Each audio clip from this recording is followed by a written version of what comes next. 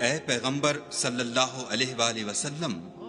ان کے سوا اور عورتیں تم کو جائز نہیں، اور نہ یہ کہ ان بیویوں کو چھوڑ کر اور بیویاں کر لو، خواہ ان کا حسن تم کو کیسا ہی اچھا لگے،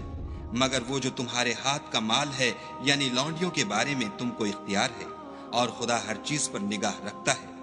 مومنوں، پیغمبر کے گھروں میں نہ جایا کرو مگر اس صورت میں کہ تم کو کھانے کے لیے اجازت دی جائے اور اس کے پکنے کا انتظار بھی نہ کرنا پڑے، لیکن جب تمہاری دعوت کی جائے تو جاؤ، اور جب کھانا کھا چکو تو چل دو، اور باتوں میں جی لگا کر نہ بیٹھ رہو۔ یہ بات پیغمبر کو ایذا دیتی تھی، اور وہ تم سے شرم کرتے تھے اور کہتے نہیں تھے، لیکن خدا سچی بات کے کہنے سے شرم نہیں کرتا۔ اور جب پیغمبر کی بیویوں سے کوئی سامان مانگو تو پردے کے باہر مانگو،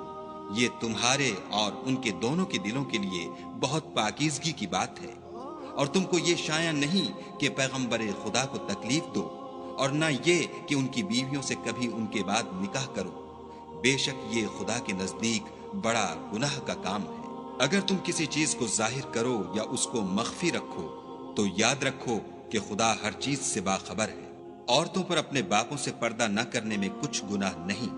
اور نہ اپنے بیٹوں سے، اور نہ اپنے بھائیوں سے، اور نہ اپنے بھتیجوں سے، اور نہ اپنے بھانجوں سے، نہ اپنی قسم کی عورتوں سے، اور نہ لونڈیوں سے۔ اور اے عورتوں، خدا سے ڈرتی رہو، بے شک خدا ہر چیز سے واقف ہے۔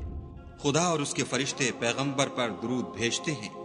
مومنوں تم بھی پیغمبر پر درود اور سلام بھیجا کرو۔ جو لوگ خدا اور اس کے پیغمبر کو رنج پہنچاتے ہیں، ان پر خدا دنیا اور آخرت میں لعنت کرتا ہے،